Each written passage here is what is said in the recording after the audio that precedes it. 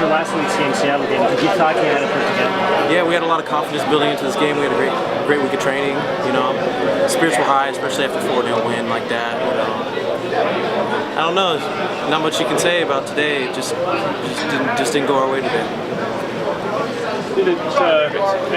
I think the scoreline kind of flattered them. It was a very even game until the first goal. The second goal was kind of a fluke after that. Yeah, kind of. You know, the domino effect. First goal.